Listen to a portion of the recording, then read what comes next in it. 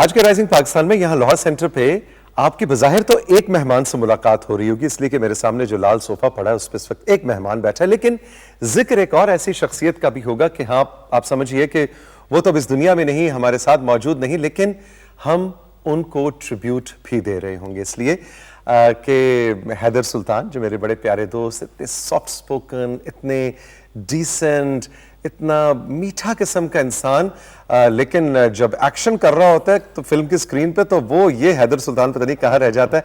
आज हैदर से मैंने ये भी पूछना है, लेकिन मरहूम सुल्तान राही साहब को भी हम ट्रिब्यूट देंगे, कुछ उनकी बातें, कुछ उनकी यादें उनके बेटे से भी आप तक पहुंचाएंगे। I am so very happy कि हैदर से बड़े अरसे बाद मुलाकात हो रही है। अस्सलाम वालेकुम। वालेकुम अस्सलाम जी, कैसे हैं आप? मैं बिल्कुल ठीक हूँ। आई नो काफ़ी उससे बाद हमारी मुलाकात आज हो रही है, लेकिन thanks to PTV. Thanks to PTV.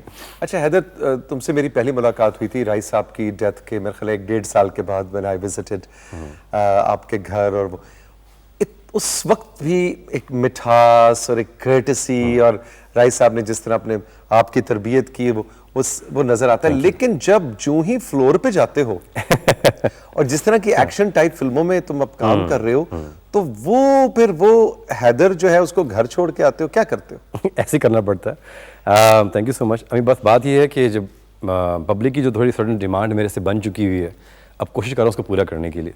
कि मैंने जो पहले फिल्म्स की थी वो थोड़ी ज़रा एक रोमांटिक हीरो की, गाने हैं, डांस चल रहे हैं, तो अब पब्लिक थोड़ा सा चाहती है कि ज़रा एक एक्शन क्या में देखा जाए। तो मेरे लिए बड़ा कॉम्प्लीमेंट मुझे फील होता है कि जब मुझे लोग कहते हैं जी कि आप में राय साहब की झलक अब नज़र आती है। सो आई फील है कि मेरे पर और भी ज़्यादा प्रेशर और भी ज़्यादा एक रिस्पॉन्सिबिलिटी आ जाती है कि मुझे वो उसको पूरा करने की कोशिश करनी चाहिए। लेकिन the same time I don't try to copy him, लेकिन ये है कि मैं फ्यूजन के साथ अपने स्टाइल में हल्का सा उनका मैंने अंग अपने में लिया है। ये मुश्किल काम है वैसे, अगर कितने बड़े हवाले के नाम को अपने शोल्डर्स पे कैरी करना आसान काम है। ऐसे ही है, बिल्कुल ऐसे। इसके प्लस भी हैं, इसके माइनस भी हैं, लेकिन अल्हम्दुलिल्लाह ज़्यादा प्लस ही हैं। और लेकिन अब ये है कि जितना भी मैं काम कर रहा हूँ, मेजॉरिटी में ज़्यादा मुझे सब एक्शन में ही साइन कर रहे हैं, ज़्यादा लीड फिल्म्स ही कर रहा हूँ अल्हम्दुलिल्लाह। अच्छा, वो जो राही साहब की एक सिग्नेचर विग थी, वो भी इस्तेमाल करने का मौका मिला? मैंने लाइफ में फर्स्ट टाइम अभी एक मैंने मूवी मैंने की है अथरा शेर के नाम से, पंजाबी फिल्म है। अथरा शेर? अथरा शेर। तो उसमें मैंने फर्स्ट नाम में ही पूरी फिल्म है। बिल्कुल ऐसी है, ऐसी। तो उसमें मैंने फर्स्ट टाइम मैंने यूज़ किया गेटअप, मतलब है कि मैंने विग यूज़ की। और वो तो जब मैं सेट पे आया तो बहुत से लोग ना 2 मिनट के लिए खामोश हो गए ना। मैंने कहा क्या वो कुछ गलत लगा हुआ है? कहते नहीं भाई, हमें बिल्कुल आप राय साहब की तरह लग रहे हैं खड़े हुए। तो that was a big complement for me. तो उसके बाद से फिर जितनी फिल्म में करता गया, सब ने कहा जी कि आपका गेटअप ही हमें चाहिए, अब आपकी ये जो लुक है हमें ऐसे नहीं चाहिए, चेंज चाहिए।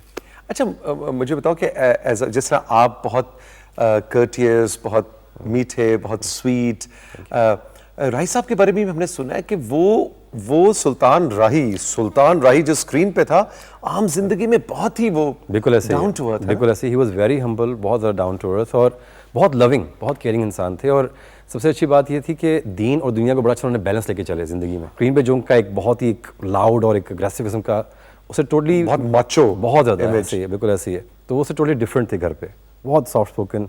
और डांटते कैसे थे? मसलन डांटते वो डांट ये भी स्क्रीन वाला सुल्तान नहीं, कभी भी नहीं।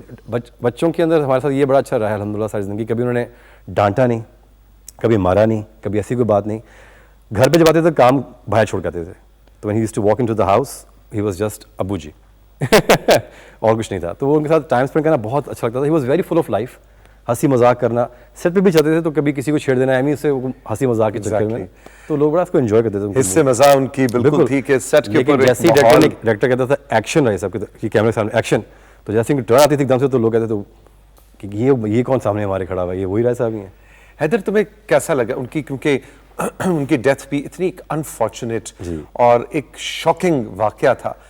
मुझे याद है कि उस वक्त तो मीडिया पे जैसे भी हम पढ़ते थे कि उनके जनाजे पे हमारे इंडस्ट्री के लोग, हमारे क्रू के लोग, हमारे फ्लोर पे काम करने वाला लड़का, एक शख्स ऐसे रो रहा था जैसे वाकई उसका कोई बड़ा भाई ऐसे ही या उसका बाप चला गया। बिल्कुल ऐसे ही है। सो आपके लिए भी ये एक रेवलेशन थी कि गया तो मेरा बाप है, लेकिन वो इतने सारे लोगों के लिए एक बाप की हैसियत रखता। बिल्कुल ऐसी है। और अबू जी की जो पर्सनैलिटी थी वो बेसिकली एक बड़े की ही थी। जब भी कभी उन्होंने फ्लोर पे जाना तो लगता था कि कोई बड़ा घर का आ गया जैसे। ऐसी ही चीज़ों को संभालते थे, ऐसे काम भी करते थे। और बहुत से लोगों के साथ अल्लाह ताला की रहमत से उनका एक सर्कल ऐसा बना हुआ था जो उन्होंने कभी किसी को जाहिर नहीं किया। हमारी फैमिली को भी कभी नहीं पता था कि क्या हो रहा है बाहर।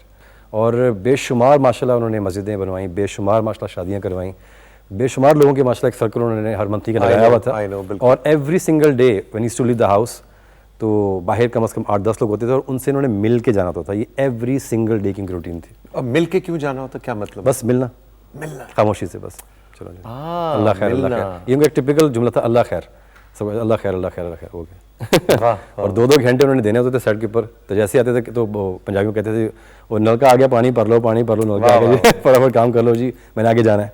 तो 2 घंटे में माशाल्लाह वो इतना काम करते थे कि पूरी शिफ्ट का काम। कितना खूबसूरत जुमला है, नल का आ गया पानी भर लो, है ना? वो पूरी अपनी इंडस्ट्री थी अपनी जात के अंदर। अच्छा हैदर, ये बताओ कि हैदर सुल्तान अदाकारी में इसलिए आया कि वो सुल्तान राही का बेटा था?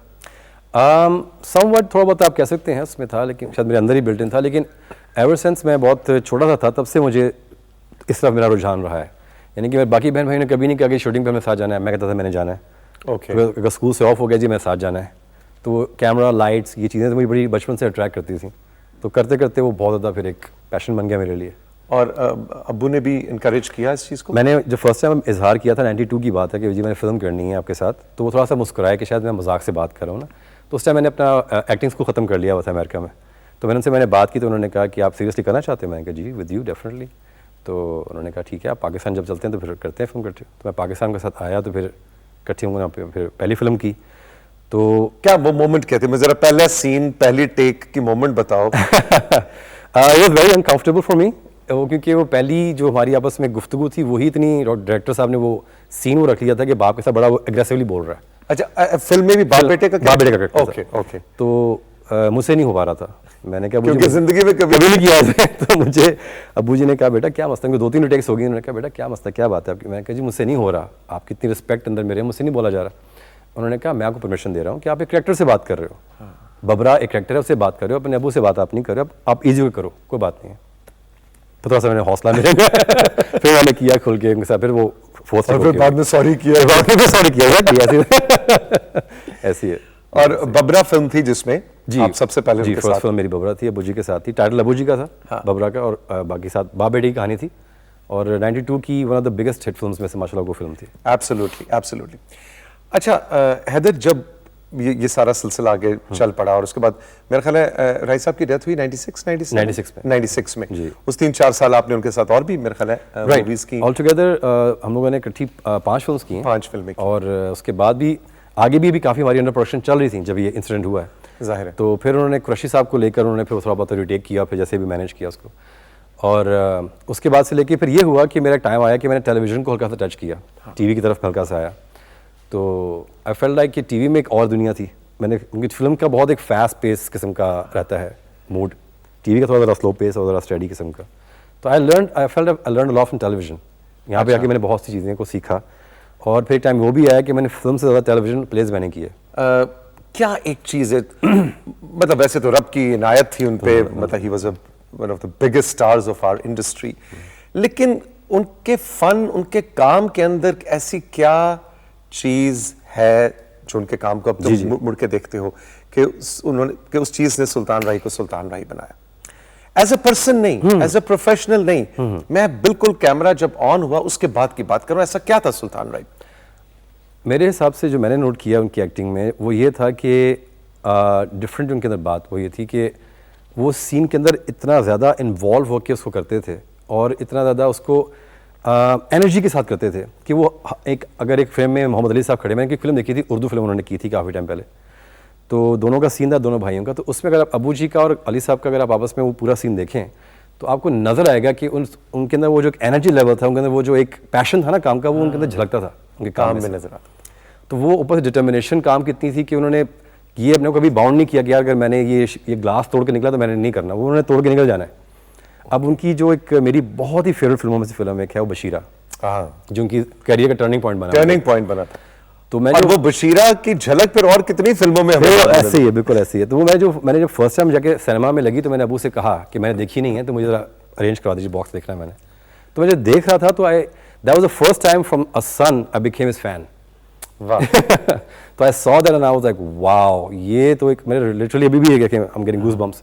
तो मेरे रोंडे खड़े होने शुरू हो गए थे। उसमें एक सीक्वेंस है जब आप अपनी बहन को उठाकर ले आते हैं, उन्हें पता नहीं कि अपनी ये बहन है, गलती से उसको उठाकर ले आते हैं और जब वो जो जागीरदार है वो उसका ज़बरदस्ती करने की कोशिश करता है तो उनसे जब चीखती है तो ही हेयर्स इट कि मेरी बहन की आवाज़ लग रही है।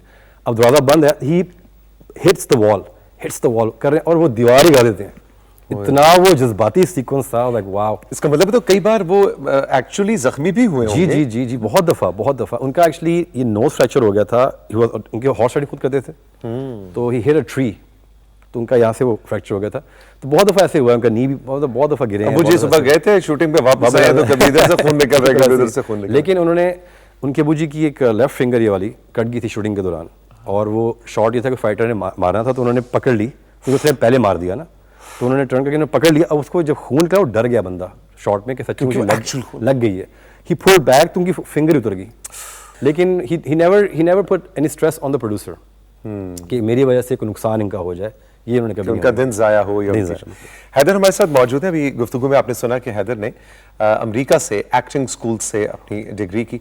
राइजिंग पाकिस्तान में एक छोटा सा ब्रेक लूंगा, ब्रेक से जब हम वापस आएंगे तो मैं इनसे जरूर जानना चाहूंगा कि पाकिस्तान के अंदर इस वक्त जो टेलीविजन ड्रामे पे काम हो रहा है या फिल्म में जो काम हो रहा है, उस तरह के काम के लिए क्या जो इंटरनेशनली यूरोप अमेरिका के अंदर जो एक्टिंग स्कूल से डिग्री ली जाती है, क्या उस डिग्री लेने का कोई फायदा हैदर को हुआ, नहीं हुआ, कोई फायदा?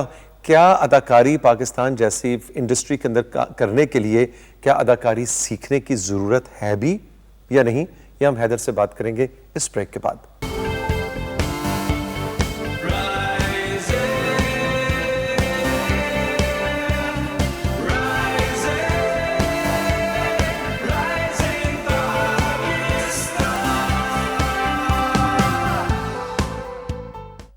Welcome back to rising Pakistan. Haider Sultan आज हमारे साथ मौजूद हैं। हैदर ने अपने 1992 में जब अपने फिल्मी और ड्रामा और एक्टिंग करियर का आगाज किया तो ये अमेरिका से पढ़कर आए थे एक्टिंग, और यही मैं इनसे जानना चाहूंगा कि अब जब मुड़ के देखते हो तो क्या महसूस होता है कि अरे मतलब वो जो वहां सीखा था वो काम आया, नहीं आया? क्या जरूरत होती है एक्टिंग पढ़ने की? आई फील लाइक यस, बिल्कुल आपको ज़रूरी है कि आप, मैं जो महसूस कर रहा हूँ कि मैंने जो वहाँ से किया तो उससे मुझे हेल्प किया इस सेंस में कि जब मैंने कैमरा को फेस किया तो मुझे उसके ये कोई नई चीज़ नहीं थी मेरे लिए। I was not nervous from the camera, और ऑब्वियसली फेमिलराइज हो गया हुआ था बहुत सी चीज़ों के साथ। लेकिन मैं ये महसूस करता हूँ कि आजकल के जो हमारे नए लड़के लड़कियाँ आ रहे हैं या जो they are not all rounded, थोड़ा सा मुझे ये लगता है कि वो थोड़ा सा ज़रा और अपने आप को थोड़ा सा ग्रूम करना चाहिए सेंस में कि आपको अगर फॉर एग्जाम्पल आप अच्छा हॉर्स राइडिंग कर सकते हैं, गुड, आपको फाइट भी करनी आनी चाहिए, आपको डांस भी करना आना चाहिए, आपको स्विमिंग आनी चाहिए, शुड बी ऑल राउंडर मेरे हिसाब से, जो इस वक्त आप समझते हैं कि नहीं हो रहा उस हिसाब से।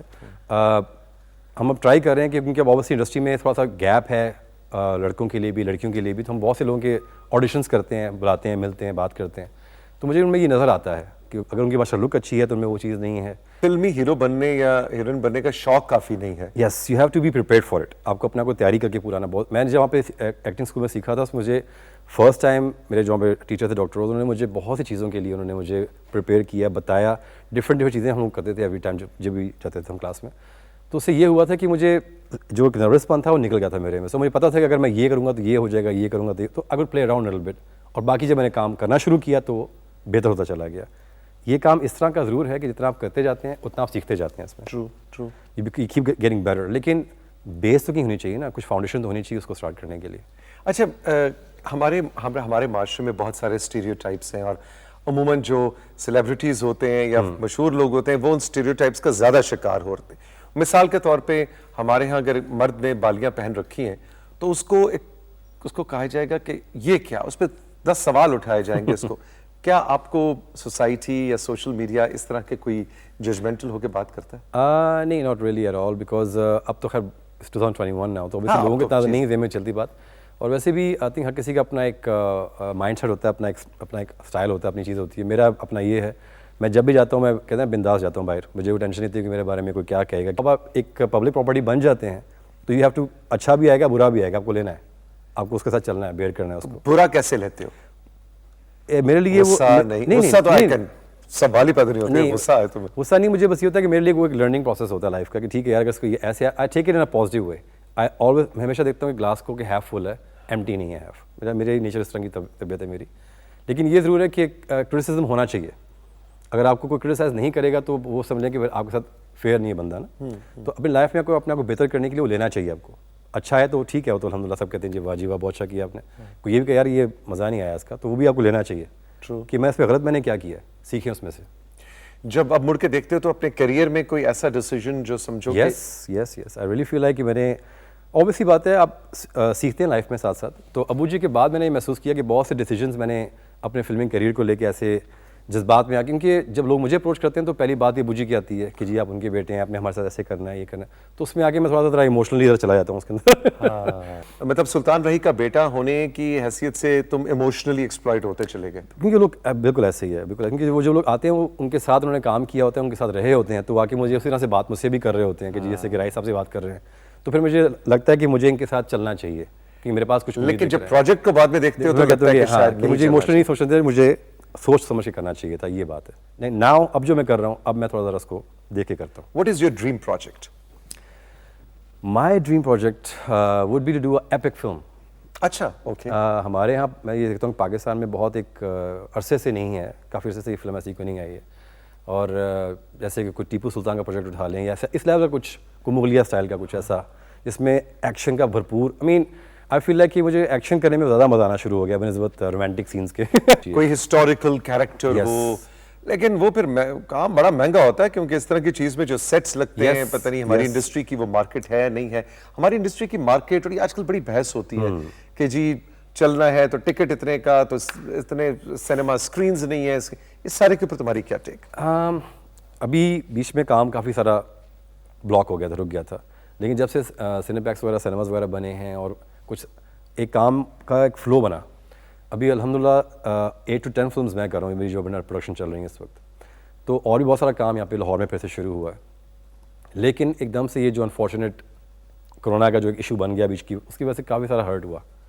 तो अभी मुझे लगता है कि दोबारा से जब ये रीओपन हो जाएगा, दोबारा से बेहतर हो जाएंगे हालात, तो ये फिर इंशाल्लाह फिर से ठीक हो जाएगा, क्योंकि सिनेमा वाले मांगते हैं कि हमें कुछ चलाने के लिए कुछ सॉफ्टवेयर दें, अब उनके पास है कुछ नहीं। काम हो रहा है, चाहे एक्शन की जॉनरा में ही हो रहा है, उसमें कोई एक्सपेरिमेंटेशन है या उसमें भी आप समझते हो कहीं कहीं के जो फार्मूला? एक्चुअली मैं, वो आपकी बात बिल्कुल सही है, असल में हमारे जो डायरेक्टर्स हैं, जो प्रोड्यूसर, जो फिल्म जो बना रहे हैं इस वक्त, उनका प्रीटी मच माइंडसेट कुछ उस तरह से चलता आ रहा है जो अभी तक। कुछ पब्लिक की डिमांड भी है, मैं ये नहीं कहूँगा कि जब मैंने खुद से अब करना शुरू किया है तो मुझे समझ में आया कि पब्लिक की वाकई एक डिमांड है जो हमारे एक्चुअल मैसेज है, राइट, जो चाहते हैं कि थोड़ा थोड़ा इसमें एक्शन भी। लेकिन मेरा ये मानना है कि फिल्म में सिर्फ एक्शन ही नहीं होना चाहिए, फिल्म के अंदर 12 मसाले पूरे होने चाहिए। ठीक है, सेंटिमेंट्स भी होने चाहिए, रोमांस भी होना चाहिए, फाइट भी होनी चाहिए, हर चीज़ होनी चाहिए। डांस भी जी, बिल्कुल हर चीज़, डांस के बगैर तो फिल्म बिल्कुल ऐसी है। लेकिन ये कि अब ये हमारे जो डायरेक्टर्स हैं, प्रोड्यूसर्स हैं, वो थोड़ा सा समझ गए हैं इस चीज़ को कि हमें थोड़ा सा चेंज करना पड़ेगा तो काम बेहतर होगा। तो अभी अल्हम्दुलिल्लाह जो मैं कर रहा हूँ उसमें मेरी फिल्म और भी आने वाली है, उसका नाम है मेरा दिल चन्ना। अब वो टोटली इसमें आपको हैदर सुल्तान एक टोटली एक डिफरेंट स्टाइल में नजर आएगा, उसमें कोई भी वो हाथ में कोई गन नहीं है कुछ, वो एक और सॉफ्ट सी फिल्म है। लेकिन बाकी मैं आपको नजर आऊँगा तो उसमें किसी डिफरेंट चीज़ें कर रहा हूँ मैं। अब मैं प्रोजेक्ट सुनता हूँ पहले कि स्टोरी लाइन है क्या, फिर बाकी जो फॉर्मेलिटीज़ पूरी करता हूँ, अदरवाइज अगर समझ में नहीं है तो मैं एक्सक्यूज कर लेता हूँ, नहीं करता। एक फिल्म अंदाजन कितने अरसे में मुकम्मल हो रही है? विदिन अ मंथ, एक महीने में, depending on the producer, depending on the producer. अगर प्रोड्यूसर पीछे अगर स्ट्रॉन्ग है तो एक महीने के अंदर फिल्म आपकी रैप होती है अच्छे तरीके से, कोई जल्दी में भी नहीं, क्योंकि फिल्म में 60 सीन होते हैं और आपने शूट करने होते हैं। अगर आप रेशो निकाल लें तो आप देख लें 60 तो एक महीने में 7, यानी एक दिन में अगर आप 2 सीन कर रहे हैं तो आपकी, और ये बहुत बेसिक है, बहुत ईजी है, 2-3 सीन एक दिन में कर देना। बहुत एक, अगर आप टीवी करके देखें तो उसमें तो वो 12 सीन कर रहे होते हैं एक दिन में। इंटरेस्टिंग। अच्छा, खुद को कभी कोई चोट लगी, कोई एक्सीडेंट हुआ, कोई एक्शन? काफ़ी दफ़ा घोड़ों से, मुझे राइडिंग का बहुत शौक है और जब मैंने सीख रहा था तो उस टाइम में गिरा भी हूँ, बहुत दफ़ा गिरा हूँ, लेकिन फिर चढ़ जाता था पर कि नहीं गिव अप नहीं करना। 1998 में यहाँ लाहौर में राही साहब के घर, जो कि आपका घर, वहाँ पे मैं आया था, तो हैदर के घर पे, राही साहब के घर पे पूरी एक वॉल, मुझे याद है कि पूरी एक वॉल है और वो उस पे पूरी वॉल भरी हुई है सुल्तान राही साहब को जो अवार्ड्स मिले, जो मेडल्स मिले, उनसे वो पूरी वॉल भरी हुई है। और वो मुझे हैदर ने बताया कि ये अभी कुछ है, बाकी बक्सों के अंदर पड़े हैं। वो उसी तरह ही अभी भी अवार्ड्स बिल्कुल ऐसे ही हैं, बिल्कुल ऐसे हैं, और बस उसको मेंटेन करते रहते हैं चीज़ों को लेके। बाबू जी की ऑब्वियसली उनकी ज़िंदगी की अकॉम्प्लिशमेंट्स हैं सारी, वहाँ पर रखी हुई हैं, ऐसे एब्सोल्युटली ऐसे है। कभी इमोशनल मोमेंट्स भी आ जाते होंगे उनको? हाँ जी। किस चीज़ पे अब्बू सबसे ज़्यादा कब याद आते हैं? अब डेफिनेटली कोई ऐसे इवेंट्स पे या जब भी कहीं पे शूट पे होता हूँ, अक्सर लोग आके जो मुझसे वो जो पुरानी दौर की जो औरतें हैं, जब अब माइयाँ हो गई हुई हैं, वो आके जब मुझे मिलती हैं कि पुत्र प्यार करती हैं, तो उनको कहते हैं थोड़ा जो, तो जब ये जुमला कहते हैं ना कि हमें आप राय साहब की तरह लगते हैं हमें, तो मुझे बड़ा एक अजीब सा अंदर से ना अच्छा भी लगता है और साथ थोड़ा इमोशनल भी हो जाता हूँ कि वो मुझे उसी तरह देख रहे होते हैं कि राय साहब आ गए। तो अब मैंने अब ये भी किया है कि अब added my name like Haider Sultan Rahi कर लिया मैंने, अच्छा, राही ऐड कर लिया उसमें। तो वो लोग कहते हैं जी ये बहुत अच्छा किया आपने कि साथ अपने अबू जी का नाम अपने आबिश में ऐड कर लिया। ओह, ये तो मुझे पता ही नहीं था, मैंने आज तारुफ में तुम्हारा नाम हैदर सुल्तान का है। तो हैदर सुल्तान राही है ना, वो एक जी इमोशनल अटैचमेंट थी। बिल्कुल ऐसे ही है, क्योंकि वो सेकंड फैमिली की तरह वो सब लोग थे अबू जी के लिए। तो जब भी कभी उनके हमारे साथ टाइम कम स्पेंड हुआ है, उनके साथ ज़्यादा टाइम होता था। अब यकीन करें कि वो एक दिन में कम से कम 8 से 10 शूटिंगें करते थे, और एक एक्टर मेरे हिसाब से अगर आप एक सेट से दूसरे सेट पे जाने की बात करें तो तीसरे पे आपकी बस हो जाएगी कि यार 3 शूटिंगें मैंने कर ली हैं, बस मुझे घर जाना था। ट्रू ये मैं जो मेरे साथ हुआ है, 3 शूटिंग्स एक दिन में मैंने की थी, तो मेरी ओके हो गया था, मैं क्या बस। तो माशाल्लाह every single day he used to get up for फजर, और उन्होंने फजर पढ़ने के बाद सोना नहीं है, उसके बाद उन्होंने तैयार होकर पूरे 6 बजे उन्होंने निकल जाना है, क्योंकि उन्होंने टेडी शिफ्ट एक उन्होंने अबू जी ने स्टार्ट की थी। वो इसलिए कि जिन लोगों का काम रह गया हुआ है, कुछ पैच वर्क रह गया, तो अर्ली मॉर्निंग कर लें, इससे पहले कि नेक्स्ट शिफ्ट स्टार्ट हो जाए काम की, जिसमें मेन उस दिन का काम होता था। बिल्कुल। तो 7 बजे से लेकर 10 बजे तक वो चलती थी, उसके बाद बाकी सारा लेकर रात को 2 बजे तक। क्या अमेजिंग शख्सियत है। जी चेक करें जरा। ही वाज डेफिनेटली सुपरमैन मेरे हिसाब से, नो डाउट, क्योंकि इतना काम और एवरी सिंगल डे करना। आप चले 1 साल कर लें, 2 साल कर लें। राही साहब ने कितनी फिल्में? अबू जी की 1000 से ऊपर मूवीज़ हैं, और जो गिनीज बुक में है आई थिंक वो 800 फिल्म्स पे उन्होंने उनका कर दिया था कि most title played by an actor, लेकिन अभी तक जो उन्होंने की वो 1000 फिल्म से ऊपर है। 1000 फिल्म ऐसी है।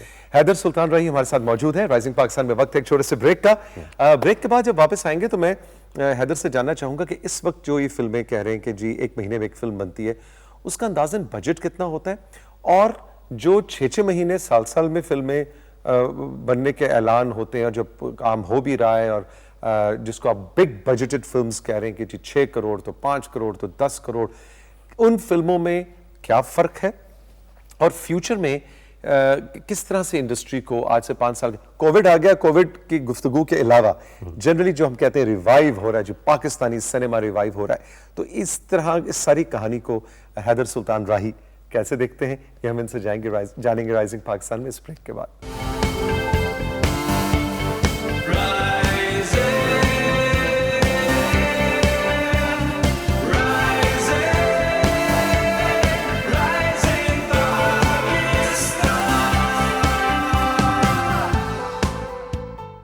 Welcome back to rising Pakistan. Haider Sultan Rahi आज हमारे साथ मौजूद है राइजिंग पाकिस्तान के सेट्स पे। जी हैदर, ये बताएं ना कि इस वक्त ये बहुत तरह की फिल्में बन रही हैं पाकिस्तान में, इसको आप कैसे देखते हो, और जो फिल्में आप कह रहे हो कि जी बिल्कुल राही साहब के स्टाइल के अंदर टक टक टक 1 महीने में एक फिल्म, जिसमें आप इस वक्त 7-8 फिल्मों में काम कर रहे हैं, 1 महीने में बनती, उसका बजट कितना होता है? चले यहाँ से बात शुरू करते हैं, अंदाजन। Again depends on the cast and everything उस पर, लेकिन रफली आप समझ लें कि एक लगभग चली जाती है। 1 करोड़ यू नो कि आपने कहाँ से स्टार्ट करना है, कब खत्म करना है, आपका टाइम पैसा कम खर्च होता है। ठीक है। तो यहाँ पर भी थोड़ा सा ऐसा, जब भी कभी मैं कोई फिल्म साइन करता हूँ मैं उनसे यही बोलता हूँ कि भाई आपने अगर करना है तो इसका ये सिस्टम बना लें, आपके पैसे और टाइम सेव हो जाएगा। ओके। तो अब ये है कि हम ट्राई यही कर रहे हैं कि अच्छी क्वालिटी की फिल्म एक अच्छे टाइम फ्रेम में दी जाए, लेकिन वो कभी कभी महीने से ऊपर भी टाइम अगर चला जाए तो चला जाता है, क्योंकि ऑब्वियसली कभी कभी कुछ आर्टिस्टों को डेटें नहीं मिल रही होती हैं, कभी कोई वेदर प्रॉब्लम आ जाती है, कभी इश्यूज ऐसे बन जाते हैं। लेकिन ये कि we are trying to revive the industry back. अभी हमारे जो हालात वाक़यात चल रहे हैं उसके अंदर ये जो लोग इस फिल्म बना रहे हैं मेरे हिसाब से ये एक जहाज़ से कम नहीं है, क्योंकि उसका रिकवरी का जो हमारा है इसका बहुत श्रिंक हो गया हुआ है, हमारे जो सेक्टर्स से बहुत कम हो गए हैं। लेकिन इंशाल्लाह ताला मुझे उम्मीद है कि ये कुछ सडन ये जो वायरस अभी फैली हुई है ख़त्म जब हो जाएगी इंशाल्लाह ताला, फिर बहुत अच्छा हो जाएगा। वो जो वक्त आया था कि सिनेमाज जो हैं वो शॉपिंग मॉल्स में बदलते हमने देखे, बिल्कुल ऐसी है, इसी लाहौर में बदलते देखे, जो पूरे हमारे सब कॉन्टिनेंट हमारा ये जो सबसे सिटी था। जी सबसे बड़ा हमारा मेन ये जो रॉयल पार्क आप देख लें, एग्जैक्टली यहाँ पे 8-10 सिनेमाज होते थे, वहाँ पे इस वक्त सिर्फ 3 के 4 सिनेमाज रह गए, बाकी उन्होंने डिमोलिश कर दिए, डिमोलिश हो गए, वहाँ पे वो प्रॉपर्टीज बिक गई, मॉल्स बन गए, क्योंकि उनके पास कुछ है ही नहीं चलाने के लिए। लेकिन फिर साथ ही हम देखते हैं कि इन पैरेलल सिनेप्लेक्सेस का दौर शुरू हुआ। तो एक ही बहुत ज्यादा फिल्म का डिस्ट्रीब्यूटर और प्रोड्यूसर आजकल बात करता है कि जी स्क्रीन्स। क्या फ्यूचर में आप स्क्रीन्स की तादाद बढ़ते हुए देख रहे हैं? बिकॉज जब तक वो नहीं बढ़ेगा तो वो फिर देखें, बात यह है कि स्क्रीन्स बढ़ रही हैं, बढ़नी चाहिए भी हैं, दैट्स परफेक्टली फाइन, और अच्छा म्यार अगर आप देंगे लोग तो लोग और भी आएंगे। लेकिन इसमें आप चला क्या रहे हैं, पब्लिक को लाने के लिए दिखा क्या रहे हैं? वो बहुत इंपॉर्टेंट है।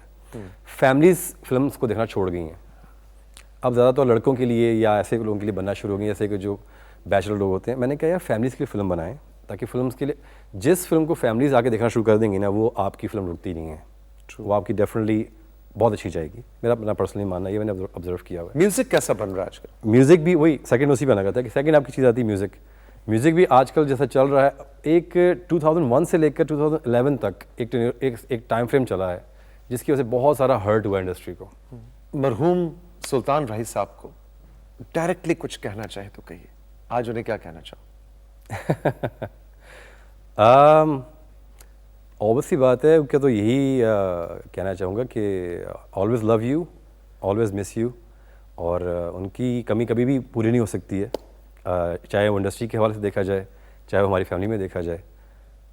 लेकिन ये ज़रूर है कि उनकी लाइफ की जो लेगेसी है उसको मैं लेके चल रहा हूँ, तो आई एम श्योर वो जहाँ भी कहीं पे से मुझे देख रहे होंगे तो उसको अप्रिशिएट जरूर करेंगे कि मेरा बेटा जो है उसको लेके चल रहा है, कैरी ऑन कर रहा है। जब वो हादसा हुआ था उस वक्त आप कहाँ थे और वो खबर कैसे मिली? आई वॉज इन पाकिस्तान में था मैं, और पहले तो मैं यकीन ही नहीं आ रहा था कि जब कॉल आई घर पे। पूरे 25 साल? हाँ जी बिल्कुल, 2021 में मुकम्मल हुए, लेकिन हाँ जी ज़ेन नहीं उसके लिए मानता है, ऐसे ही है कि जी उसे कभी भी सेट पे बैठ, आप यकीन करें पहले मैं कहीं जाता था तो लोग उनके बारे में बात करते थे, लेकिन अब मैं जाता हूँ तो ज़्यादा उनका जिक्र होता है, और अल्हम्दुलिल्लाह हमेशा अच्छे लफ्ज़ों में ही होता है।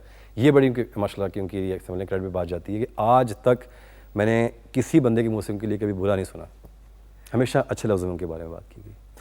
Haider, thank you very much for your time, बड़ा मजा आया, तुमने दिल से बातें की और बिल्कुल ऐसी है। All the best, thank you so much. हमारी इंडस्ट्री के लिए बहुत सी दुआएं हैं, और हमारा ये जो इदारा है, ये जो पीटीवी लाहौर का ये जो स्टूडियो है, इसने भी ऐसी पाकिस्तान फिल्म के लेजेंडरी लोगों को देखा है, उनको शूट किया है। सो पीटीवी के बिहाफ पे मेरा जो शो है राइजिंग पाकिस्तान, उसके बिहाफ पे ऑलवेज देयर, हम ज़रूर ये चाहेंगे कि पाकिस्तानी सिनेमा को दोबारा से रिवाइव होने के लिए टेलीविज़न का जो मीडियम है और हम जैसे इदारे जो हैं उनको ज़रूर आगे बढ़ना चाहिए। So always there for you. कभी तुम्हारी किसी नई फिल्म का नया गाना रिलीज हो, फटाफट मुझे भेजना, मैं अपने शो में चलाऊं इंशाल्लाह ताला। Thank you so much, all the best, thank you very much, जीते रहो। थैंक यू सो मच, आपका बहुत बहुत शुक्रिया। आपने राइजिंग पाकिस्तान की इस खुसूसी नशिस्त में हैदर सुल्तान राही हो गया आज से भाई, ये मेरे लिए पहले भी था, मतलब अब जरा अनाउंस्ड। हैदर सुल्तान राही की गपशप आपने एंजॉय की, अपना बहुत सा ख्याल रखिएगा, खुश रहें, जिंदगी रही, फिर मिलेंगे, खुदा हाफिज।